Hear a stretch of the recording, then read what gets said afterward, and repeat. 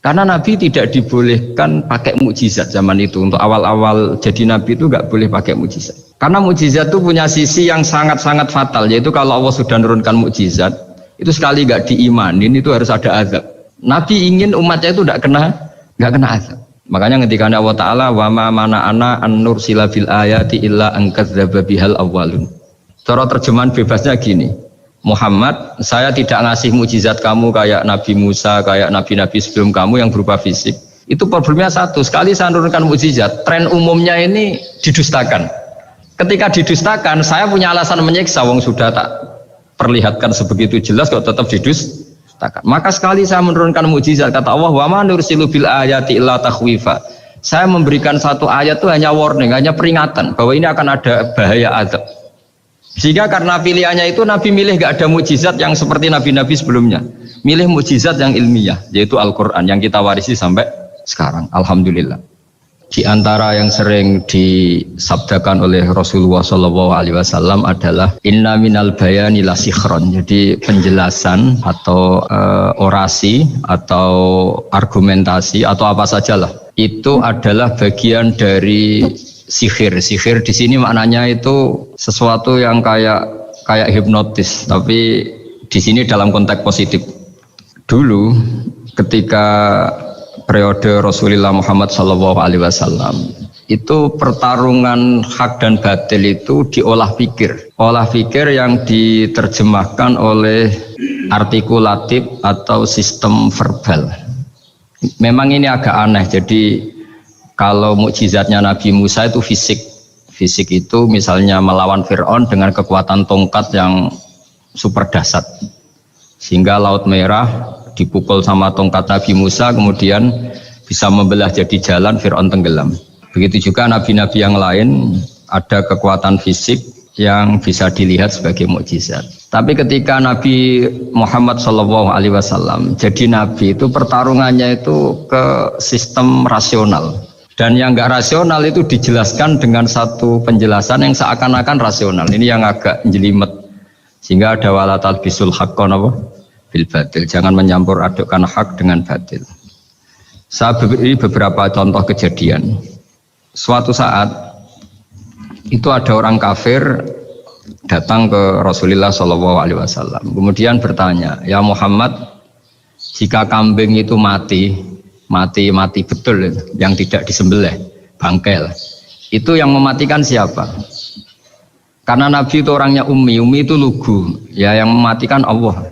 Terus jawabannya si orang kafir tadi, agama kamu itu aneh, yang dimatikan Allah langsung haram, tapi yang lewat tangan-tangan manusia yang berlumuran dosa halal katanya. Sehingga terus jadi logika yang kok iya ya gitu. Harusnya yang dimatikan Allah langsung kan orisinil gitu. Sehingga orang terus terbelalak seakan-akan ini hebat gitu. Dan resikonya Nabi Habib Fikri, resikonya itu nggak boleh fahisan mutafahisan. Corong Jawa Nabi ora oleh cangkem elek, itu resiko. Andai kan Nabi boleh cangkem elek enak, nak halal ya pangan kon. Kalau itu baik ya silahkan makan ya. Tapi masalahnya Nabi tidak boleh seperti itu. Andai kan tidak Nabi kan gampang, ya sudah kalau halal ya silahkan makan. Masalahnya Nabi tidak boleh apa? Nggak boleh berbicara kasar, nggak boleh berbicara buruk. Terus ada lagi beberapa kejadian yang seperti itu, yaitu masyhur suatu saat Sayyidina Ali didatangi seorang kafir juga Yahudi. Ali, kakimu angkat satu, diangkat sama Sayyidina Ali. Angkat dua-duanya, ya udah bisa. Gitu kok temanmu, maksudnya Nabi Muhammad mengklaim bisa naik langit, gitu aja kamu udah bisa. Jadi selalu pakai olah kata. Yang ketiga misalnya Muhammad, kita ini punya urusan banyak, punya problem banyak. Dan Tuhan itu dianggap penyelesai problem, halul muskilat, yang bisa menyelesaikan problem. Pertanyaannya, kalau problem kita banyak, Tuhannya satu tidak cukup Muhammad. Kalau problemnya banyak, ya Tuhannya harus banyak. Sehingga ketika Nabi membawa tauhid, protes mereka, komplain mereka, aja'alal alihata ilahau wahida inna hadza la syai'un ujab. Masa Tuhan satu, wong problemnya banyak, urusannya banyak. Kalau urusannya banyak itu hanya harus. Nah, karena olah pikiran seperti ini, sebetulnya bukan olah pikiran ini, hakikatnya olah kata, karena ini tidak mewakili hakikat. Ya saya ulang lagi, sebetulnya ini bukan olah pikiran atau olah akal atau olah kecerdasan, tapi olah kata, karena semua yang diomongkan ini tidak mewakili apa? Hakikat. Tapi faktanya itu terjadi. Sehingga mukjizatnya Rasulullah Shallallahu Alaihi Wasallam itu tidak boleh berupa fisik kayak tongkatnya Nabi Musa atau tabutnya Nabi Harun atau apalah yang sifatnya fisik. Karena ini tidak menjawab kecerdasan-kecerdasan yang terimplementasi oleh kata-kata yang dikatakan orang-orang kafir tadi, yang bisa memojokkan orang-orang kafir. Akhirnya Nabi diwarisi kecerdasan, dikasih kecerdasan oleh Allah Ta'ala, yaitu yang dikatakan fatona. Dan mereka memang suka, mempermalukan Nabi itu suka. Misalnya Nabi, karena sebagai Nabi, beliau tahu betul bahwa semua itu biadillah, di tangan Allah. Itu Nabi pernah ngendikan, la adwa wala tiarota, tidak ada penyakit menular.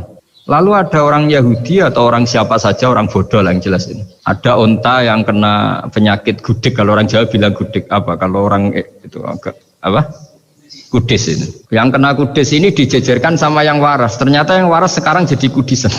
Senang mereka karena bisa mempermalukan Nabi. Ya Muhammad, ini unta kena kudis. Ternyata yang waras tertular oleh yang kena kudis. Padahal kata kamu tidak ada penyakit apa? Menular. Itu problem-problem jadi Nabi di era Rasulullah Shallallahu Alaihi Wasallam, sehingga Quran datang dengan kecerdasan yang untuk menjawab itu. Makanya Nabi tidak pakai mukjizat fisik tapi mukjizat logika. Akhirnya Nabi diajarin Allah lewat Jibril yang dikira mereka yakin kalau menang dalam debat.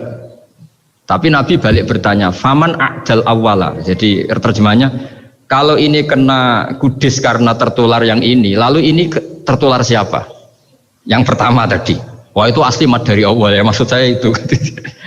Jadi dia ingin contoh yang kedua yang tertular, dengan itu berarti ada penyakit apa? Menular. Tapi Nabi tanyanya faman a'dal awwala, lalu yang pertama kena kudis itu tertular siapa?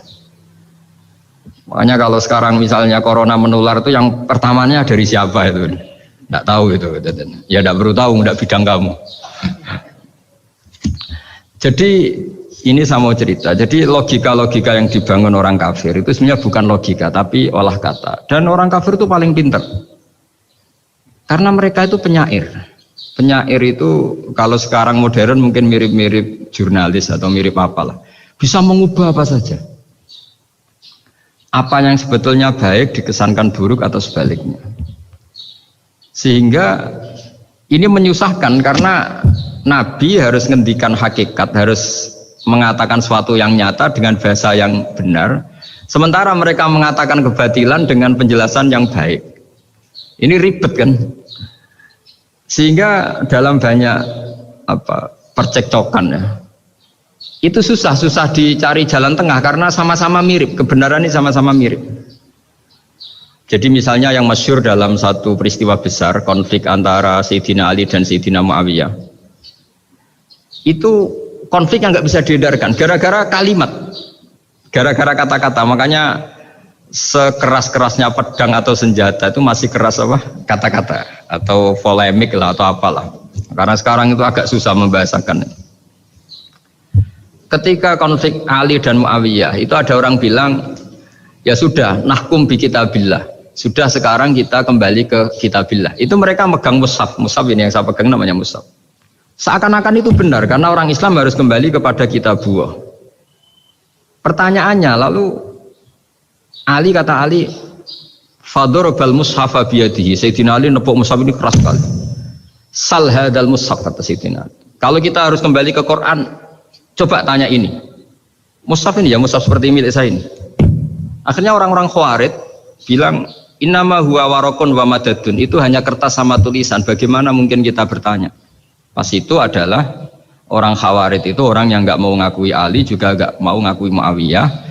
Dan Sayyidina Ali sama Sayyidina Muawiyah sudah sadar mau bikin mediator, mau bikin solusi jalan tengah. Jadi sebenarnya dua beliau itu orang baik. Gara-gara diprovokasi orang Khawarij, terus jadi bentrok. Orang Khawarij bilang, nggak ada Ali, nggak ada Muawiyah, yang ada adalah kitabullah, yaitu mushaf. Benar, secara zahir benar, memang orang Islam harus kembali ke mushaf. Tapi Sayyidina Ali pinter, sal hadal mushaf. Kalau gitu tanyakan mushaf itu. Ketika Sayyidina Ali dan Sayyidina Muawiyah sudah sepakat bikin perdamaian. Akhirnya singkat cerita, Innama huwa raqun wa wadadun, kata orang-orang Khawarij itu hanya kertas dan pena. Kenapa bisa disuruh atau diminta jawaban? Terus kata Sidina Ali, enggak bisa toh kamu tanya Mus'ab, ya enggak bisa. Makanya tanya saya katanya. Akhirnya Sidina Ali memberi penjelasan, wa in khiftum shiqaqa bainihima fab'asu hakaman min ahli wa hakaman min ahliha. Jika dua mempelai suami istri itu ngalami konflik, di mana-mana orang konflik orang ini serasa seneng nek. Kita kalau sedang marah, semuanya lah kalau sedang marah sama istri itu orang ini serasa seneng. Jadi sing ganteng kira ketok gantengnya, ketok elek etok. Sehingga kalau ngomongnya anaknya, dasar nakal kok bapaknya gitu. Bapaknya gitu, nanti dasar cerewet koyo ibu Makanya alhamdulillah banyak anak kita yang mewarisi nakalnya bapaknya dan nakalnya ibunya. Karena sabdonya mesti seperti itu. Jadi anak kita ini korban cara ngomong kita.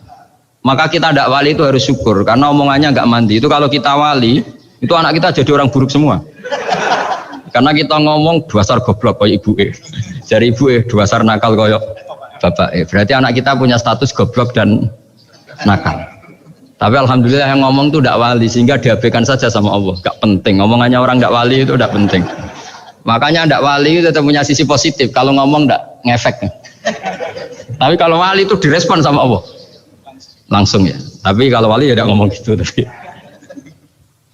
Jadi kalau orang nggak suka itu nggak boleh ketemu. Karena tambah benci. Sehingga butuh mediator. Itu sudah. Ini termasuk ilmu psikologi Quran. Kalau orang sedang tidak cocok itu nggak boleh ketemu pakai apa? Mediator.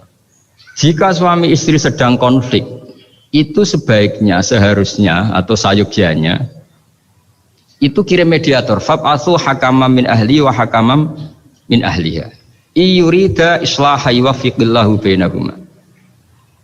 Terus kata Sidina Ali, wa amru ummati Muhammad a'zamu min amri rajulin wa imra'atin. Dan urusan umat Muhammad yang kita sedang konflik dengan kekuatan besar dan bisa pertumpahan darah itu lebih ngeri timbang urusan suami dan istri. Itu saja solusinya mediator. Artinya sesepele itu urusan pribadi saja Allah menyuruh ada mediator. Apalagi urusan kita yang lebih dahsyat. Akhirnya mereka ngakui cara istimbat, cara ngambil kesimpulan Sidina. Jadi ini masalah-masalah yang orang bilang seakan-akan benar. Sudah kita kembali ke Quran, kembali ke Quran. Quran yang mana? Wong kamu tidak paham. Lama-lama tanyanya cetakan mana ini? Ribet kan? Makanya saya ini bikin gerakan besar-besaran yang dulu saya ngaji tafsir lama sekali dengan Mbah Mun. Ngaji sama bapak saya, sekarang alhamdulillah sering diskusi sama Pak Quraisyab. Karena kita ini butuh dan saya punya teman akrab Gus Zofur juga doktor tafsir. Ya kalau kamu ingin tak sebut ya punya teman kalian semua untuk mengkaji apa? Tafsir. Itu memang kita butuh. Karena Quran itu teks. Teks itu harus difahami ahlinya. Karena tapi ketika orang ngomong ayo kita kembali kitab buah, kembali ke kitab buah, itu kembali yang apa? Terus tentang apa? Sehingga banyak orang yang entah saking angkuhnya, entah saking benarnya tidak tahu. Saya tidak mau kembali kepada Quran. Kenapa? Saya tidak pernah keluar, saya di situ. Kembali itu kan sudah keluar baru kembali. Itu entah saking angkuhnya, entah saking benarnya tidak tahu. Mau kamu katakan angkuh ya masuk akal. Saya tidak mau kembali. Saya tidak pernah keluar. Memang saya sudah di situ. Benar mana? Bisa jadi ya sudah ini itu wilayah yang nggak jelas itu. Tapi bahwa mukjizatnya Nabi itu menerangkan sesuatu yang kayak iya kayak enggak. Karena orang kafir itu pintar mengemas kebatilan sebagai kebenaran. Jadi enak zaman Nabi Musa ngadepi Fir'aun yang karuan salah. Nabi Muhammad itu enggak. Ngadepi satu komunitas yang mereka punya jargon yang seakan-akan benar. Misalnya Ka'bah itu sakral, Baitullah.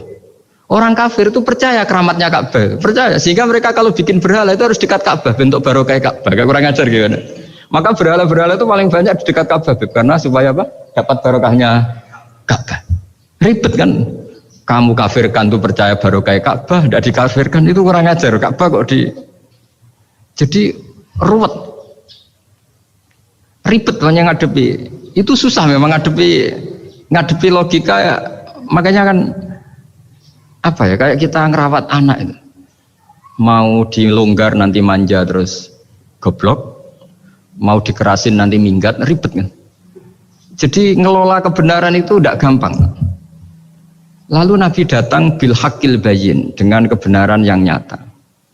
Dimulailah dari surat diantaranya lam yakunil ladzina kafaru min ahlil kitab wal musyrikin munfakina hatta ta'tiyahumul bayyinah. Bayyinah itu siapa? Rasulun minallah yatlu suhufam mutahharah. Orang-orang kafir baik berkategori ahli kitab yaitu Yahudi Nasrani maupun yang berkategori orang-orang musyrikin yaitu orang-orang yang menyekutukan Allah yang non samawi, yang tidak punya kitab samawi. Itu tidak mau tercerabut, munfakin itu tidak mau tercerabut dari akar mereka hatta ta'tiyahumul bayyinah. Sehingga datang kebenaran yang begitu nyata, begitu jelas. Saking jelasnya siapapun mau tahu. Dan nggak bisa dibatalkan oleh apapun, termasuk oleh perilaku sosial. Siapa itu? Rasulun minallah yatslu suhufam mutahharah. Itu yaitu Rasulnya Allah yang membaca lampiran-lampiran suci, yaitu Quran. Sehingga Nabi datang dengan analogi pembanding. Orang-orang yang berpikir Tuhan harus banyak karena urusan itu banyak, problem banyak. Lalu Nabi bikin analogi. Andaikan kamu sebagai pembantu yang punya majikan banyak, perintahnya beda-beda, kamu mau enggak? Ya enggak mau, enggak enak Muhammad kalau punya bos banyak, perintahnya beda-beda, semuanya egois harus dituruti, enggak mau. Enak mana sama punya majikan satu? Enak satu Muhammad. Ya sudah, Tuhan kamu itu majikan kamu, kalau banyak-banyak bingung kamu perintahnya banyak nanti. Terus mereka mau, ya sudah Tuhannya satu saja. Jadi karena mereka mau enggak mau, harus berpikir kalau Tuhan banyak berarti perintahnya banyak, memuaskan satu Tuhan dibenci Tuhan yang lain, memuaskan yang lain dibenci yang lainnya, pokoknya ribet. Hari ini minta dilayani, Tuhan yang satu minta dilayani, itu kan ribet. Jadi Nabi itu pakai logika yang gampang. Makanya ketika Allah menjelaskan itu, ketika Allah dorobawa masalar rojulan fihi syuraka umutasyagisuna wa rojulan salamal di rojul hal yastawiyani masalah. Alhamdulillah Allah bikin satu perumpamaan, ada orang yang punya majikan banyak, yang satu punya majikan hanya satu. Hal yastawiyani masalah, nasibnya enak mana? Enak yang punya majikan satu karena standarnya jelas, SOP-nya jelas. Akhirnya mereka sadar, oke, Muhammad Tuhannya satu saja.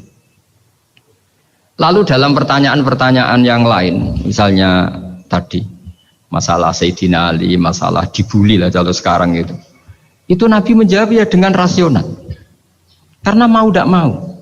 Karena Nabi tidak dibolehkan pakai mukjizat zaman itu. Untuk awal-awal jadi Nabi itu nggak boleh pakai mukjizat. Karena mukjizat itu punya sisi yang sangat-sangat fatal, yaitu kalau Allah sudah menurunkan mukjizat, itu sekali nggak diimanin itu harus ada azab. Nabi ingin umatnya itu nggak kena azab. Makanya ketika Allah Ta'ala wa ma mana ana an nursila bil ayati illa an kadzdzaba bihal awwalun. Cara terjemahan bebasnya gini. Muhammad, saya tidak ngasih mukjizat kamu kayak Nabi Musa, kayak nabi-nabi sebelum kamu yang berupa fisik. Itu problemnya satu, sekali saya menurunkan mukjizat, tren umumnya ini didustakan. Ketika didustakan, saya punya alasan menyiksa, wong sudah tak perlihatkan sebegitu jelas kok tetap didustakan. Maka sekali saya menurunkan mukjizat, kata Allah, wa ma nursilu bil ayati illa takhwifa. Saya memberikan satu ayat itu hanya warning, hanya peringatan bahwa ini akan ada bahaya azab. Sehingga karena pilihannya itu Nabi milih gak ada mukjizat yang seperti nabi-nabi sebelumnya, milih mukjizat yang ilmiah, yaitu Al-Quran yang kita warisi sampai sekarang. Alhamdulillah. Karena kata ulama-ulama, nah ini pentingnya penjelasan. Andaikan mukjizat kita itu hanya tongkat, maka hanya ada di museum. Kita lihat tongkatnya Nabi Musa, mungkin klaimnya ada di Turki. Mukjizat tabut kita lihat lagi di mana lah tempat di museum apa. Tapi kalau mukjizatnya Al-Quran, itu umatnya Nabi akan merasakan nikmatnya ila yaumil kiamat. Misalnya kita dalam bersuami istri atau dalam berkeluarga atau dalam bermasyarakat. Itu Quran kalau nasihati kita gampang sekali. Misalnya wa ashiruhunna bil ma'ruf fa in karihtumuhunna fa asa an takrahu syai'a wa yaj'alallahu fi khairan katsira. Sudahlah kalau sama istri itu yang baik. Jika ada watak istri yang kamu nggak suka, dalam ketidaksukaan kamu itu ada kebaikan yang banyak. Kamu nggak suka karena kalau istri kamu sering marah, kamu nggak suka. Sukanya yang senyum. Tapi kalau senyum terus sama orang lain juga senyum, ribet kan kamu. Jadi sudah anggap saja ada hikmahnya. Semua itu ada hikmahnya. Kalau istri kamu marah tidak kelihatan marahnya, dipendam, itu enggak ekspresif. Cara akting sinetron enggak masuk itu. Tapi kalau marah kelihatan marahnya itu ekspresif, itu kecerdasan ya, Pak. Bisa menumpahkan keinginan. Wah itu bagus ini. Jadi disuruh lihat sisi apa? Positifnya. Imam Syafi'i itu pernah ketemu seseorang yang di depan beliau cium tangan hormat. Suatu saat dikasih tahu sama santrinya yang lain, orang yang mencium kamu wahai Imam Syafi'i itu di belakang ngerasani kamu, bully kamu. Kata Imam Syafi'i, baguslah. Kenapa? Berarti saya wibawa, di depan saya tidak berani. Jadi enteng saja. Beliau dikasih tahu, tetangga kamu banyak yang benci engkau ya Imam Syafi'i. Baguslah, tidak akan utang saya. Justru yang kenal-kenal itu yang utang-utang itu. Jadi enteng terus. Jadi dunia ini dianggap gampang saja. Coba kalau istri kamu sedang rukun sama sedang marah itu murah mana? Murah marah. Kalau rukun minta ke mall pusing. Jadi ulama dulu itu murah mana? Marah sama rukun. Kalau sedang harmonis minta kemana? Mahal kan? Kalau pas marah? Jadi ulama dulu itu lucu, apa ya? Gampang sekali nanggapin sesuatu itu. Imam Abu Hanifah itu kalau ketemu yang utang beliau itu dia yang sembunyi karena malu. Kalau kita kan enggak yang sembunyi yang utang. Kalau Abu Hanifah enggak. Yang sembunyi itu Abu Hanifah. Kasihan dia malu kalau ketemu saya kan masih punya utang saya. Itu kalau kamu ingin jadi wali itu gitu. Kalau ketemu yang utang kamu yang lari. Itu bisa bank tutup karena yang lari yang ngutangin. Dalam cerita-cerita wali itu unik-unik. Robi'ah Adawiyah itu pernah kemalingan. Itu beliau sembunyi. Malingnya nyari apa dia sembunyi. Habis itu ditanya, kenapa engkau sembunyi? Sama lu sama malingnya. Karena rumah saya nggak ada yang bisa dimaling karena tidak punya apa-apa.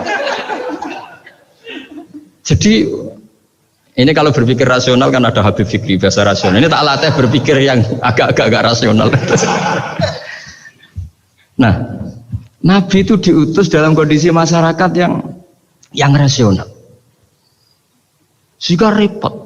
Dan yang tidak rasional itu punya kecakapan olah kata sehingga seakan-akan rasional. Makanya ada kalimat terkenal di kalangan ulama, kalimatu haqqin urida bihal batil. Omongannya benar, tapi maksudnya tidak benar. Kayak tadi, la hukma illa lillah. Tidak ada hukum kecuali yang ada di Quran. Tidak ada hukum kecuali yang diturunkan Allah. Pertanyaannya, apa itu? Ya Quran. Lah iya apa? Makanya kata Sidina Ali, ya sudah, sal hadal mushaf. Tanya mushaf kamu. Wah ya tidak bisa, itu kan hanya kertas sama tulisan. Makanya tanya ulama, kata Sidina Ali. Nah Quran itu bal huwa ayatum bayinatun fi suduril ladzina utul ilm. Quran itu begitu jelas sebagai solusi, tapi di hatinya orang yang punya ilmu. Sehingga kemudian lahir beberapa generasi tauhid. Yang paling masyhur dimulai tauhid itu yang masyhur ya, yaitu adalah ketika ada orang namanya Muhammad bin Jubair bin Mut'im. Itu bapaknya Muhammad ini namanya Jubair bin Mut'im. Itu dia orang kafir, masih kafir. Dia datang ke Madinah itu untuk negosiasi tawanan perang Badar. Dulu beberapa orang yang negosiasi sama Nabi itu ya nunggu di masjid. Singkat cerita, Nabi sholat maghrib baca surat Wattur wa kitabim mastur fi raqim mansur wal baitil ma'mur was-saqfu fil marfu wal bahril masyur. Terus dia dengerin sampai Allah tanya, am khuliqu min ghairi syai'in. Kalau kamu tidak ngakui saya sebagai Tuhan, kata Allah, silahkan Anda berpikir bahwa alam raya ini dimulai dari ketiadaan. Atau kamu sendiri merasa sebagai pencipta alam raya ini, pencipta langit dan bumi. Itu namanya am khalaqus samawati wal ard. Itu orang itu disebut dahiyatul Arab, orang paling cerdas di Arab. Itu dia bingung. Dia selamanya kafir. Cara berpikir menuhankan berhala, Lata, Uzza, pokoknya menuhankan makhluk lah. Terus dia mikir, Muhammad ini kacau ya. Akal saya dihabisin, kata dia. Jadi cara berpikir dia pakai akal. Dia tidak percaya mukjizatnya Quran, tapi dia bilang Muhammad ini kacau. Akal saya dihabisin. Akhirnya Nabi setelah salam dia menyatakan Islam. Karena kata dia, Muhammad, akal saya habis oleh apa yang kamu baca. Nah ini saya mau menerangkan tauhid sebagai inspirasi. Yaitu logikanya gini, langit bumi ini kan wujud itu punya eksistensi. Kalau langit bumi ini wujud, alam raya ini nyata, lalu kamu mengatakan sebelum alam raya ini ketiadaan, berarti ada satu kesimpulan ketiadaan menciptakan yang ada. Itu malah gendeng bareng. Logikanya kan nggak kena. Al-adamu yakhluqu maujudan, sesuatu yang nggak ada menyebabkan atau menjadikan sesuatu yang ada. Akhirnya padahal pertanyaannya tadi gitu, ya sudah kalau kamu nggak percaya saya sebagai Tuhan, sebagai pencipta awal, sudah ada usah Tuhan-Tuhanan. Tapi ya, mari goblok bareng dengan mengatakan bahwa alam yang ada ini diciptakan oleh sesuatu yang tidak ada. Jadi Juber, saya tidak mau goblok Muhammad, sudah iman saja saya, karena saya tidak mau goblok. Jadi agama ini datang dengan keceriaan berpikir. Sehingga Ibnu Hajar al-Asqalani mengatakan hadatin ja'a bil iltizat al-aqli. Agama ini datang dengan kenyamanan berpikir. Coba kalau Anda seorang profesor atau seorang doktor atau seorang ilmuwan, kemudian Anda diajak goblok dengan teori baru bahwa sesuatu yang ada itu diciptakan oleh yang tidak ada. Mau enggak kamu? Mau semuanya iso tuh. Diajarin sesuatu yang ada diciptakan oleh yang tidak ada. Gak keren lah. Gak boleh sudah. Kemudian lahir ulama-ulama baru yang cara ngarang sama. Ini kitab yang dulu saya ngaji sama Syekhina Kiai Maimun Zubair Mbah Mun. Itu kemudian ulama-ulama baru, kata Yai Mbah Mun itu juga bapak saya sering pesen, orang itu harus tahu zaman. Menerangkan tauhid itu kalau ulama dulu itu dimulai dari kalimat yang mungkin yang ngaji saja bingung. Al-alam mutawayir wa kullu mutawayir hadis la budda mim muhdis. Itu sampean dengar mesti anggap jimat, itu apa itu doa apa gitu. Doa jalbu rizki apa gitu. Padahal itu logika. Tapi terus ulama-ulama modern itu ngarang seperti ini ada gambar. Ini kitab yang saya dulu ngaji sama Mbak, itu digambar seperti ini. Maksudnya digambar seperti ini gini, penjelasannya gampang. Sampean kalau gambar seruat apapun, misalnya gambar gedung tingkat 5 atau gambar gunung atau gambar apa saja, mbok seruat apapun gambar itu dimulai dari satu titik. Tadi hadhil awalim kulluha, bahwa alam semua ini dimulai dari nuqtatil wujud, ada titik wujud. Dan karena ini wujud penyebab harus bersifat awal, makanya Allah itu selain wujud harus bersifat al-awwal, kalau bahasa pondok al-qadim. Karena tidak mungkin yang menciptakan kemudian kalah dulu dengan yang diciptakan. Begitu juga Imam Al-Amudi. Imam Al-Amudi itu jadi wali itu karena dia ahli matematika. Sampai muridnya itu eskal, ini guru saya masuk surga enggak? Kalau ngajar itu senangnya ngajar matematika. Beliau ahli usul fikih, ahli fikih, tapi senangnya ngajar matematika. Sampai muridnya sanksi, ini masuk surga enggak ya? Walhasil dalam cerita keramat beliau, sama ndak usah terus saya tidak percaya, kamu tidak wali, kok tidak percaya gimana? Ribet sekarang itu, orang kalau nggak nekuni sesuatu terus nggak percaya, ribet kan? Itu beliau masuk surga itu dijamin dapat surga itu karena ngajar matematika. Tapi di hati beliau hanya satu, matematika adalah satu ilmu yang dimulai dari angka 1. 0, itu tetap dimulai dari 1, nggak bisa. Akhirnya beliau cerita, angka 2 atau 3 nisbatul wahid wal isnaini ila mi'ah wa ila ma la nihayatallah, semuanya sama, nisbatul far'i ilal asli, kata beliau. Mbok angka 2, 3, 1000 sampai 1 miliar itu perbandingannya dengan angka 1 apa hubungannya?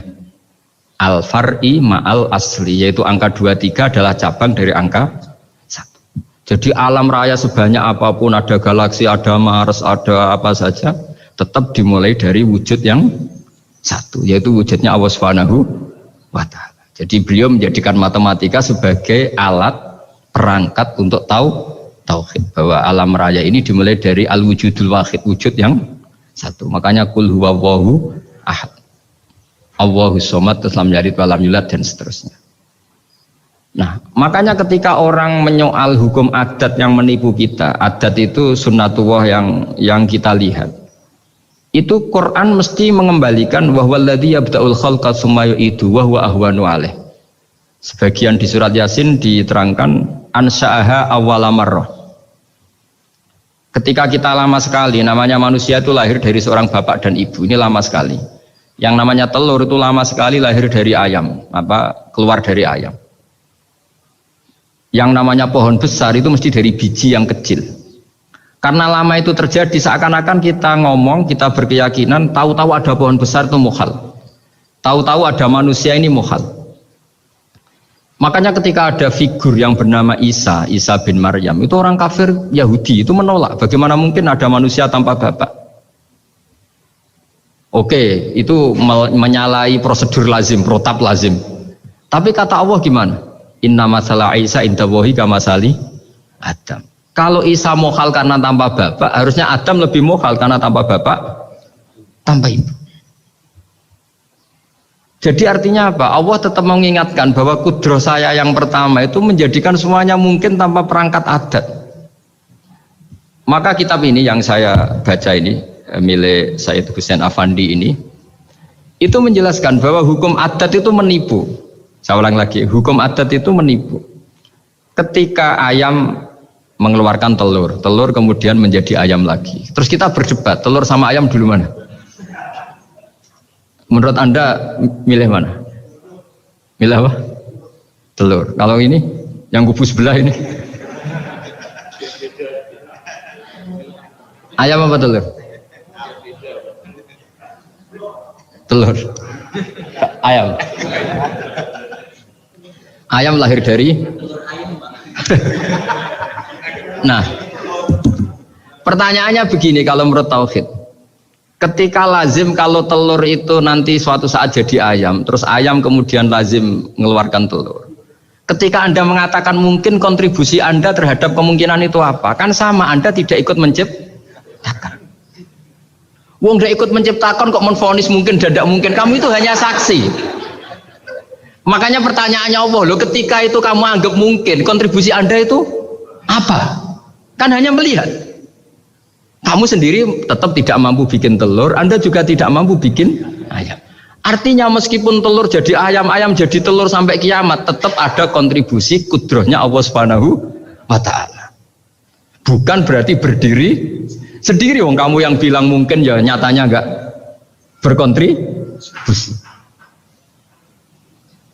Sehingga kalau suatu saat Allah bikin telur dari batu atau ayam keluar dari batu, bagi Allah itu enggak masalah.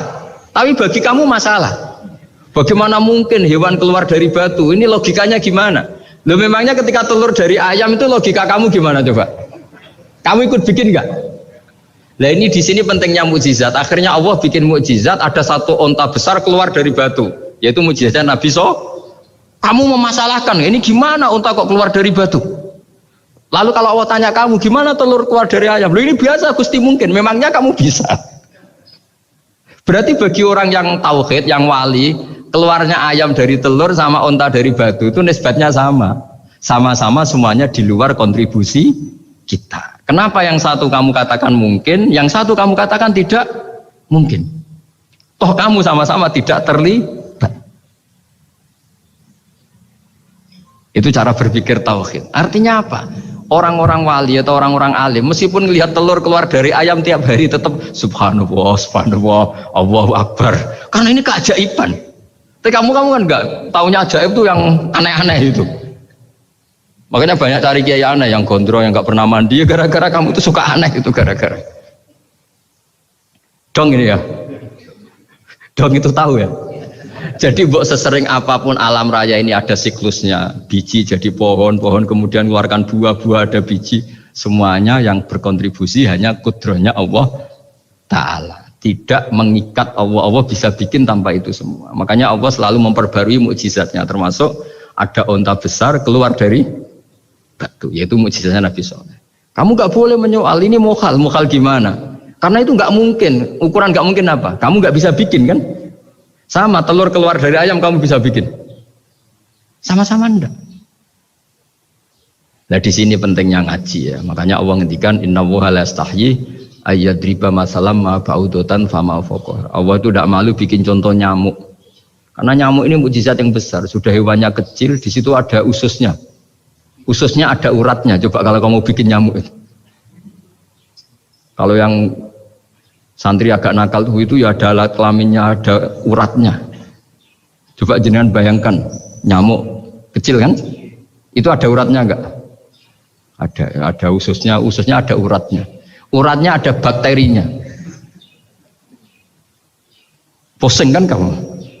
Jadi sebetulnya ayat Allah yang dasar itu bukan dinosaurus tapi nyamuk. Bikin uratnya dinosaurus masih gampang, hewannya besar paling uratnya segini. Itu pesen di Juwana bisa lah. Tapi kalau pesen organnya apa? Nyamuk. Perutnya seberapa? Sudah gitu dia di dalamnya ada calon anaknya. Lebih kecil, banyak lagi jumlahnya coba. Nah ini agama ini datang dengan akal. Jadi kelihatan ada mukjizatnya Quran karena menyontohkan nyamuk. Dan kelihatan mukjizat kalau dijelaskan pakai logika. Yaitu kayak apa susahnya bikin nyamuk. Sudah kecil ada organnya ada uratnya ada kumannya ada uratnya. Pusing enggak? Makanya tidak ada kampus yang siap memaklumatkan diri sanggup bikin nyamuk. Karena ya nggak sanggup tadi. Lah itu mukjizatnya Quran. Jadi agama ini ketika ulama-ulama ja'a bil iltizazil aqli. Agama ini datang dengan kenyamanan berpikir. Makanya kita nanti kalau mau mati itu yang seneng saja. Kita tidak tahu caranya hidup, tahu-tahu lahir, tahu-tahu hidup, tahu-tahu punya hutang, tahu-tahu banyak masalah, tidak tahu kita. Nanti kalau mati juga gitu, nggak ingin mati tahu-tahu mati. Nanti nggak tahu-tahu bangkit. Makanya sudah alaiha nahya wa alaiha namut wa biha nubasu insyaallah taala minal. Makanya kata Sidina Ali kalau ada orang susah hidup, kamu lahir keinginan kamu apa keinginan Allah? Ya keinginan Allah. Kamu mati, misalnya orang frustasi ingin mati, ya tidak bisa mati. Kalau Allah tidak menghendaki, ya tidak mati. Ya sudah, zaman kita hidup ya tidak bisa mengelola kehidupan ini, ya sudah. Kalau mati juga tidak bisa mengelola kematian ini. Makanya terus kita diajarkan inna sholati wa nusuki wa mahyaya wa mamati lillahi rabbil alamin. Berhubung kita tidak tahu ya sudah hidup kita, mati kita semua di tangan Allah. Sudah kita pasrah saja. Nah, jamnya mati aja, serasa pamit sudah mati aja, sudah gak ribet. Makanya wali-wali itu ya biasa ngelihat kematian itu, bukan karena yakin pasti masuk surga ya enggak. Kata wali-wali itu di dunia itu hanya Allah yang ngurusi kita ya Allah, nanti di akhirat ya sama. Itu tauhid ya. Jadi saya ulang lagi ya, jangan terjebak hukum adat. Karena dalam hukum adat itu sebenarnya Anda tidak aktor tapi hanya saksi. Yang namanya telur keluar dari ayam mengeluarkan telur. Tapi sebetulnya ini tidak mengikat. Allah bisa saja bikin hewan dari yang lain. Kayak tadi mengeluarkan untanya Nabi Soleh dari batu yang apa? Besar. Ya wah itu mohal, bagaimana mungkin? Nah memangnya ayam jadi telur jadi ayam, Anda ikut berkontribusi kan enggak? Andai kan Anda menyaksikan kudrohnya Allah Ta'ala di semua kejadian, yaitu Allah bisa bikin nyamuk ada organnya ada uratnya. Dengan reputasi seperti ini maka kita akan mensifati Allah innahu ala kulli syai'in qadir, bahwa Allah bisa melakukan apa saja. Wa huwa ala kulli syai'in qadir, diulang-ulang. Sama Indonesia yang sekarang seperti ini, yang kata orang ada yang bilang terbelakang, ada yang bilang tertinggal dari Eropa. Mungkin dalam kudrat Allah untuk bikin Indonesia lebih makmur dari sekarang, bisa mengalahkan negara-negara yang lain. Jadi kalau kamu ingin, tapi Indonesia banyak masalah gini, bagi Allah mudah saja menyelesaikan masalah itu. Tetap inna dzalika 'ala Allahi yasir. Kita harus optimis bahwa semuanya bagi Allah mudah. Tapi cara berpikir ya tadi, dengan reputasi Allah bisa bikin nyamuk. Nah nyamuk sulitnya di mana ya tadi, sudah kecil, punya organnya punya uratnya punya bakteri, bakterinya punya organnya bakteri, mungkin ada bakteri lagi. Pusing kan? Ya jangan, nggak usah dipikir kalau pusing. Ya jadi terus yang terakhir, saya mohon kalau baca Quran sebisa kita ada yang diangen-angen. Jadi Allah kalau mendorong kita mengakui eksistensinya Allah sering ngendikan yang mudah-mudah. Misalnya saya ini yang menciptakan kamu, saya yang menciptakan kamu. Falau la tusaddiqun, sudahlah, saya ini nahnu khalaqnakum. Saya ini pencipta kalian, Bu ya. Hubungan kamu itu dengan saya. Urusan kamu terdekat itu dengan saya, kata Allah, bukan dengan yang lain. Karena saya yang menciptakan kamu, kata Allah. Tapi kita ini aneh, jadi manusia itu aneh. Dengan zat yang menciptakan kita tidak punya urusan, dengan yang tidak terkait dengan kita punya urusan. Itu kan aneh. Dan Allah kalau menerangkan itu gampang. Terus bagi manusia yang kumo luhur, yang angkuh, seakan-akan bisa menentukan segalanya. Falola in kuntum ghairu madinin tarji'unaha in kuntum shadiqin. Kalau kamu orang hebat, Bu ya, ketika nyawa kamu mau keluar tuh kamu tahan supaya kamu nggak jadi mati. Nggak keren kan orang hebat kok mati katanya. Kamu sombongnya kayak gitu, seakan-akan bisa ngatur dunia, menaklukkan dunia, ternyata kamu mati. Harusnya nggak usah mati dong.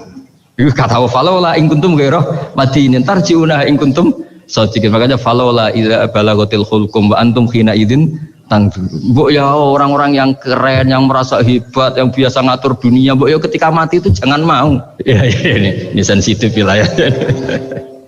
Ya saya kira demikian ya, semoga lewat ngaji ini kita kembali ke tauhid yang benar lewat penjelasan-penjelasan yang akli, yang rasional. Saya pastikan agama ini datang dengan al-iltidzatul akli, kenyamanan berpikir.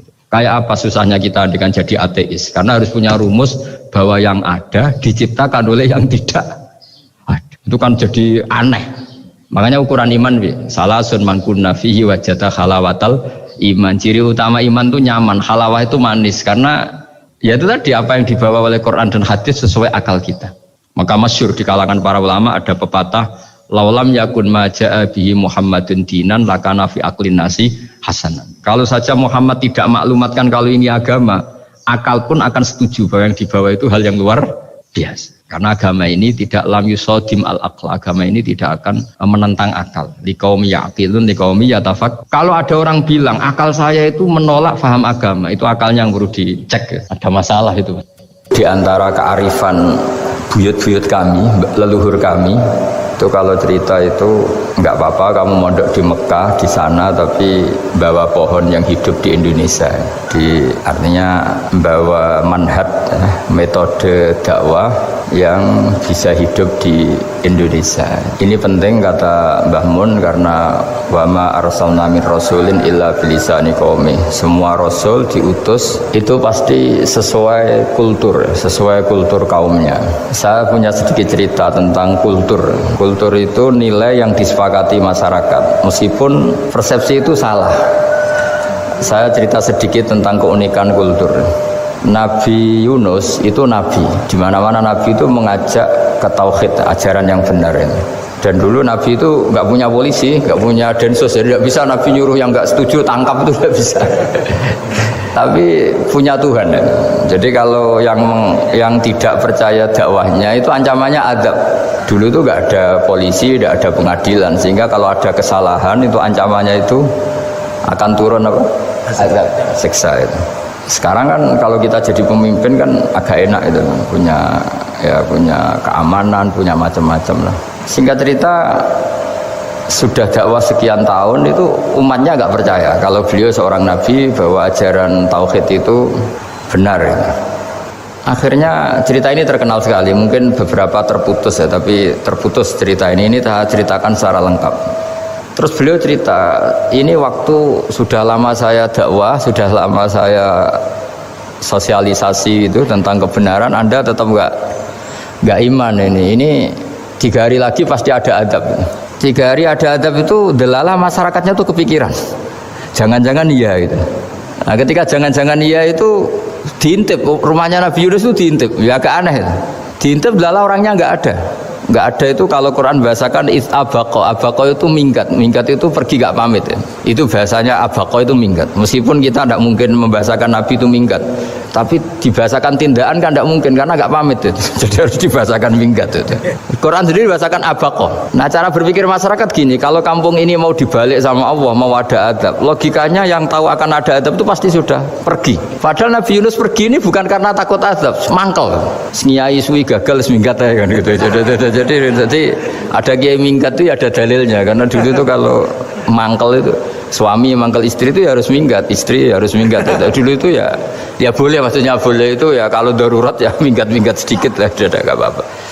Nah Nabi Yunus itu minggat tadi abaqo itu kalau dalam bahasa Arab pergi gak pamit ya. Kalau orang Jawa bilang minggat. Itu sebenarnya saking mangkelnya, saking emosinya beliau akhirnya meninggalkan kaumnya tanpa pamit. Tapi kaumnya itu menjadi tahu bahwa ini serius Yunus. Buktinya dia agak berani di kampung, berarti mau ada adab betul itu. Dan efek positif dari teori itu, teori kultur tadi. Kalau ada adab pasti dia pertama yang lari. Kayak dukun itu. Kenapa kita tidak percaya dukun nomor itu? Itu kan paling yang minta nomor dulu ada SDSB itu. Forecast itu kan paling salam template-nya kan 100.000. Padahal dulu forecast itu berapa? Kalau menang? Kan miliaran ya, juta. Itu untuk kultur kita agak percaya dukun kan, ngapain ngumpulin uang 100.000 kalau dia tahu nomornya kan mendingan tombok sendiri gitu. Itu kan. Jadi orang itu mesti punya teori umum untuk membenarkan sesuatu atau membohongkan itu. Akhirnya umatnya Nabi Yunus itu iman. Iman itu artinya percaya kalau ini tidak main-main. Buktinya Nabi Yunus gak berani di situ. Akhirnya mereka tobat. Saat itu juga mereka wiridan di lapangan, terus semua kesalahannya diselesaikan. Sampai ada rumah yang sudah dibangun permanen karena di tanah tetangga dirobohkan saat itu juga. Bahkan ada batu yang dulu nyuri, batu 1-2 batu yang dulu hasil nyuri, saat itu juga dirobohkan, dikembalikan sama yang punya. Hari itu semua kedoliman diselesaikan. Ini penting saya utarakan, jadi tobat itu tidak hanya istighfar. Kalau istighfar ribet, tobatnya orang punya utang terus istighfar gitu kan ribet. Kan ribet itu. Ada punya utang terus minta maaf itu kan ribet itu. Harus diselesaikan itu. Tobat. Tobat diterima sama Allah. Batas akhir finish dari harusnya ada adab, misalnya Senin, Selasa, Rebo, harusnya Rebo itu sudah kena adab, ternyata Rebo itu tidak kena adab. Nabi Yunus sebetulnya juga penasaran kampungnya itu kena adab tidak, dilihat dari jauh ternyata tidak, tambah kecewa dia gitu. Wah ini saya kalau pulang pasti dibunuh karena saya dianggap pembohong. Di masyarakat situ ada aturan siapa yang bohong dibunuh, padahal Nabi Yunus ngumumkan nanti Rebo ada azab, kira-kira gitu lah. Ternyata Rebo itu tidak ada azab, makanya dia sudah di batas kampung kembali minggat lagi karena nanti pulang pasti dibunuh karena dia dianggap bohong. Ya akhirnya masyhur itu, terus dia ikut nelayan sekenanya, yang penting lari dari kampung, ikut nelayan sekenanya.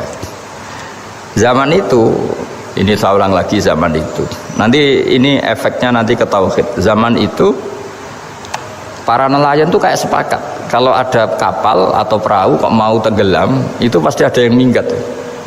Hanya minggat itu pergi tidak terhormat itu. Terus fasahama fakana minal mudkhadin. Nah dulu itu orang sudah punya peradaban, ini cerita kultur, sudah punya peradaban. Ya sekarang gini, kalau nyemplungkan salah satu kan tidak adil diundi. Ternyata yang keluar dia Nabi Yunus. Terus mereka tahu ini orang nggak pantas dikorbankan karena Nabi di mana-mana itu ganteng. Memang Allah itu punya sunat unik. Nabi itu harus paling ganteng di kampungnya. Nasabnya juga harus paling baik. Kabar-kabarnya juga istrinya harus paling cantik. Itu memang aturannya gitu. Nggak tahu saya. Dulu saya juga janggal, kenapa Nabi aturannya harus gitu. Tak angen-angen di pemimpin LU Yuisin itu, maksudnya misalnya pemimpin dia pasak keriting itu kan piye gitu rasanya itu. Jadi Nabi itu pasti itu paling ganteng di kampungnya, terus dari nasab ya terbaik, terus rata-rata istrinya itu ya selain solihah itu ya paling cantik. Karena ya dibully kan, sopar tidak jadi Nabi, bujone elek kan ya ribet kalau misalnya ada yang bully gitu kan juga ribet. Singkat cerita terus dia akhirnya ditenggelamkan, dibuang karena beliau seorang nabi. Faltaqomahul khut, beliau ditelan ya. Iltikom itu tidak digigit, ditelan ya. Karena ditelan beliau tidak ngalami dikunyah, ditelan. Iltikom itu ditelan. Karena beliau seorang nabi, di dalam batnil khut itu di perut itu dia wiridan, dan barokahnya wiridan itu perut ikan ini menjadi masjid. Dia nyaman di situ, nyaman karena terus ngalami karomah lah. Andikan wali itu ngalamin karomah. Nah kesimpulan dari cerita ini itu apa? Masyarakat itu akan selalu dengan kulturnya sendiri. Para nabi juga punya kultur sendiri. Dan Allah yang ngelola itu semua. Saya ulang lagi, Allah yang ngelola itu semua. Makanya terus dua kultur ini kalau Allah menghendaki itu gampang sekali. Akhirnya yang terjadi apa? Nabi Yunus jadi kasih sanksi Allah karena pergi tidak pamit. Masyarakatnya justru enggak, karena tobat. Dan tobatnya masyarakatnya ini karena kekeliruan Nabi Yunus. Keliru dengan makna bukan dosa. Andai kan Nabi Yunus saat itu kok di rumah ingin menyaksikan adab, itu masyarakat mesti gak percaya kan ada adab. Mau ada adab kok dia di rumah gitu. Jadi unik, Allah cara ngelola masyarakat itu unik. Nah, dari keunikan-keunikan cara Allah ini kemudian lahirlah ilmu yang bernama ilmu tauhid, ilmu tawakal, ilmu pasrah nang pangeran itu. Karena kemarin pas Pak Yusuf sama Bu Sulis sowan saya itu tak beri cerita agama itu milik Allah. Sehingga teori yang dikatakan manusia itu ya teori saja, tetap semua itu di tangan Allah. Ya saya saat itu cerita, misalnya saya ditanya, ini besi, materi besi dengan kaca itu kuat mana? Mesti kita menjawab kuat besi. Tapi saya yang mengendalikan besi dan kaca. Ternyata saya punya merencanakan menghancurkan besi, menetapkan kaca ini tak simpan, akhirnya puluhan tahun. Yang ini saya rencanakan saya hancurkan itu. Andai kan si yang menjawab tadi tahu rencana saya, mesti kuat bilang kuat kaca. Gitu. Kalau tahu. Makanya contoh paling gampang tadi, dinosaurus itu hewan paling kuat malah musnah itu. Pitik yang nggak kuat sampai sekarang. Karena Allah bikin dinosaurus itu punya rencana dihancurkan itu. Sementara ayam enggak lah, gue rame-rame dunia gitu. Sehingga ya sudah. Nah, agama itu seperti itu. Agama itu sesuai rencana Tuhan. Sehingga ini cerita Nabi. Sehingga Nabi itu kadang nggak tahu bedanya antara sesuatu yang punya data, punya perangkat-perangkat untuk menuju A misalnya, itu nggak tahu bedanya. Jadi kalau Nabi ditanya misalnya gini, onta itu lahir dari betinanya, dari indukannya bisa? Ya bisa. Lahir dari batu, jawabnya ya bisa. Kalau dia seorang Nabi pasti jawab bisa. Kalau Nabi loh ya, bukan direktur mandiri, Nabi itu pasti jawabnya bisa. Jadi kalau Nabi ditanya mata air itu keluar dari bumi kedalaman 7 meter, bisa. Keluar dari sini, dari meja, jawabannya ya bisa. Karena Nabi itu saking dekatnya Allah, tahu betul bahwa perangkat di dunia ini tidak bisa mendikte Allah. Semua itu kehendak Allah. Logika yang terbangun Nabi itu sebenarnya gampang ya. Kalau kita teliti itu, makanya gampang itu sesuatu yang benar itu pasti bisa dijelaskan secara gampang. Nah ini ngaji tauhid biar tidak terlalu berteori terus. Karena kalau saya cerita uang pinter jenengan. Dan saya tidak ingin pinter tentang uang. Tak beri contoh. Nah ini supaya nanti kalau sampean suatu saat meninggal ketemu mungkar nakir itu tahu cara menghadapi. Nanti tak warai tekniknya. Warai tekniknya itu. Bocorannya. Bocorannya tadi. Makanya ada cerita agama ini baik sekali. Orang bocorkan ujian nasional itu kriminal, bisa ditangkap Pak Rosidi. Tapi agama ini pertanyaan mungkar nakir dibocorkan semua kiai, itu nggak ditangkap sama mungkar nakir. Harusnya kan rugi karena ini pertanyaan, tapi semua kiai kan sudah membocorkan. Nanti pertanyaannya di kuburan itu man rabbuka, Tuhanmu siapa, agamamu apa, itu kan sudah dibocorkan. Tapi itu nggak dianggap kriminal. Sementara kita sekolah SD, sekolah SMP bocorkan soal itu dianggap kriminal. Padahal kalau harusnya boleh. Maksudnya kalau menuruti teori itu harusnya boleh kan.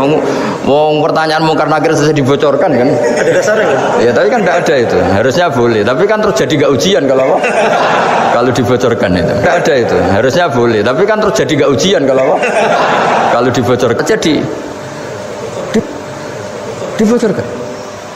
Kurang apanya baiknya agama ini? Pertanyaan sepenting itu dibocorkan dan kiai-kiai nggak ditangkap sama mungkar nakir ya ada itu. Saya ulang lagi ya supaya kita ingat fitrah salimah. Soal Anda modern monggo lah, tapi saya sebagai kiai akan ngajari kalian tentang fitrah salimah. Jadi kalau kamu itu benar-benar beragama, ini misalnya kertas, ini lempengan baja. Kalau kamu beragama, ya terserah jenengan. Karena bisa saja ya terserah jenengan. Karena bisa saja kertas ini arsip nasional, baja ini tak niatkan, tak luluhkan, tak hancurkan. Sehingga kalau kita ngomong ya secara materi harus ditambahi, secara materi kuat baja ya Allah. Tapi secara substansi jenengan ya terserah jenengan, monggo. Nah, di sini yang mulai orang lupa itu karena selalu menjawab pasti kuat baja. Kata pasti ini yang akhirnya orang menghilangkan teori beragama. Berdasar logika aja. Berdasar logika. Nah akhirnya para nabi, para wali itu ditanya. Saya punya kitab karangannya Abdul Hamid, orang alim. Kitab Itu dulu saya ngaji lama sekali, sampai sekarang saya pelajarin. Manusia itu dijebak hukum adat, padahal adat itu ya tidak terlibat. Misalnya kalau ada telur jadi ayam normal gitu. Ya tadi indukan unta melahirkan unta normal itu, indukan sapi melahirkan sapi normal.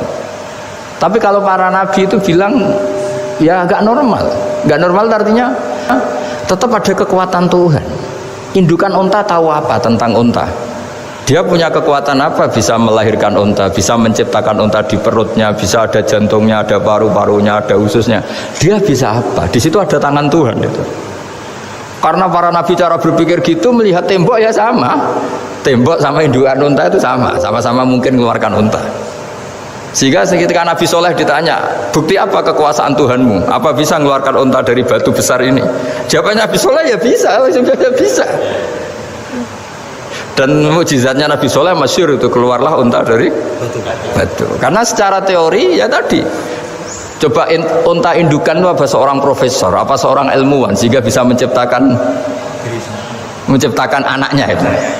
Apa dia terlibat dalam menciptakan jantungnya, paru-parunya, ususnya? Kan enggak juga.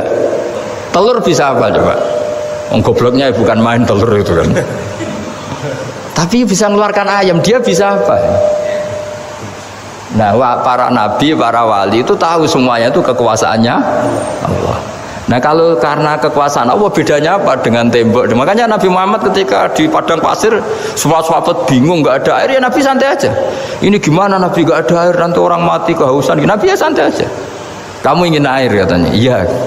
Nabi nunjuk apa itu ya sudah, terus ada air.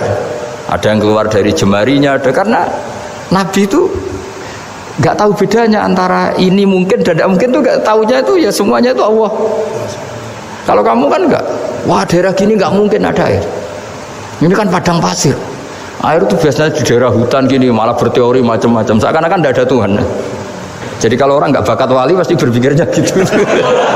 Makanya nggak wali-wali itu memang nggak bakat, karena itu kan artinya menafikan kekuasaannya Allah kan, seakan-akan Allah tidak mampu bikin air di situ. Tapi kalau Nabi santai aja. Makanya Nabi Ibrahim ketika mau dibakar ya santai aja. Menurut beliau api bisa apa? Jadi itu meskipun hukum adat itu ya selalu berjalan ya. Normalnya api yang membakar, di padang pasir normalnya ya nggak ada air, normalnya batu ya nggak mengeluarkan unta. Tapi kamu jangan terjebak oleh keseharian yang Anda lihat. Tetap di balik itu ada kekuasaannya Allah Subhanahu wa Ta'ala. Nah, ini yang namanya iman. Dengan iman seperti itu nanti ketika kita mati itu ya santai saja. Ketika kita hidup ya tidak tahu oksigen itu apa masuk ke tubuh kita sistemnya kayak apa, jantung kita ada ikut bikin, paru-paru kita. Artinya zaman kita hidup pun sebenarnya kita tidak bisa ngelola kehidupan, itu tidak bisa. Nah kalau sama nggak bisa, nanti setelah mati juga tidak bisa. Ya sudah, ketika kita hidup yang ngelola juga Allah, ketika mati juga yang ngelola. Bedanya apa? Nah, ini di sini terus kita dilatih, inna sholati wa nusuki wa mahyaya wa mamati lillahi rabbil alamin. Tapi kenapa kita ragu terhadap kehidupan setelah kematian? Karena ketika kita hidup seakan-akan kita tahu cara hidup. Makanya Allah itu tersinggung betul ketika ada orang merasa bisa ngelola cara hidupnya. Makanya kata Allah, kalau gojlok orang-orang yang kepedean itu, kalau kamu top, mbok jangan mati. Itu falaula in kuntum ghaira madinin tarji'unaha in kuntum shadiqin. Kalau kamu merasa top itu jangan mati. Di mana-mana mati itu tidak top. Falaula idza balaghatil khulqum wa antum khina idzin tanzurun. Mbok ketika nyawa kamu sudah sampai kerongkongan, kamu tarik lagi supaya kamu tidak mati. Mati itu tidak top. Katanya kamu top kok mati. Jangan mati. Kalau top itu jangan mati, jangan miskin, jangan tua, jangan jadi jelek. Pokoknya top terus itu. Itu digosok sama Allah. Tapi orang itu lupa bahwa ketika sehat begini kita seakan-akan ngelola kehidupan. Nah gara-gara merasa ngelola seakan-akan kalau mati lalu saya gimana ya kalau mati? Di kuburan ngapain ya? Terus ngantornya gimana, kerjanya di mana? Ya udah usah begitu. Nah ini di sini pentingnya tauhid. Orang dilatih berpikir al-khalqul awal. Afa'ayina bil khalqil awal. Kalau dalam bahasa Yasin disebut kul yuhihal ladzi ansha'aha awwala marrah. Jadi agama itu orang dilatih membayangkan pertama hubungan kita dengan Allah. Misalnya manusia pertama itu siapa? Adam. Adam bisa berpikir, bisa berlogika, bisa jalan-jalan, bisa macam-macam. Tapi andaikan Anda jadi Nabi Adam, mesti melihat kekuasaannya Allah itu begitu nyata. Karena saya materinya dari tanah, ternyata saya bisa berpikir. Betapa kudrohnya Allah, kekuasaan Allah, tanah yang benda mati bisa berpikir. Sekarang jadi saya. Sehingga ketemu, kira-kira Nabi Adam kalau ketemu tanah itu ya, kalau mau maksiat, wah ini tanah ini pasti komplain. Nah di sini pentingnya beragama. Sehingga ketika Rasulullah ngendikan, jika kamu memperbanyak sholat, maka tanah-tanah ini bersaksi terhadap sholat kamu. Jika kamu maksiat, juga tanah-tanah ini menjadi saksi pemberat. Itu kamu tidak jagal sama sekali, karena manusia pertama yang bernama Adam yang bisa berpikir itu materinya dari tanah. Jika kita tidak janggal ketika tanah disetatuskan bisa bersaksi. Tapi setelah kamu berpikir tanah itu bisa dicangkul, bisa dijadikan berhala, dijadikan kendi, dijadikan macam, seakan-akan tanah itu ya benda yang tidak penting. Tapi Nabi itu beda dengan kalian. Nabi tahu betul tanah ini makhluk Allah yang bisa berpikir. Sehingga Nabi yang ngetikan, kalau kamu sholat sunat atau beribadah sebaiknya jangan di tempat yang sama, biar yang menyaksikan kamu sholat itu banyak. Kita mungkin kan masa bumi bisa bersaksi, tapi andaikan Anda Nabi Adam itu tidak akan janggal seperti itu, karena dia tahu materinya dari tanah dan ternyata jadi mata yang bisa melihat, jadi telinga yang bisa mendengar. Makanya Allah selalu mengingatkan, ingatlah al-khalqil awal, afai nabil khalqil awal. Karena khalqil awal ini yang menjadikan apa? Fitrah beragama yang baik. Sehingga ketika orang Yahudi bilang nggak mungkin Nabi Isa itu nggak anak zina, wong ibu kok tanpa bapak, anak kok hanya ada ibu tanpa bapak.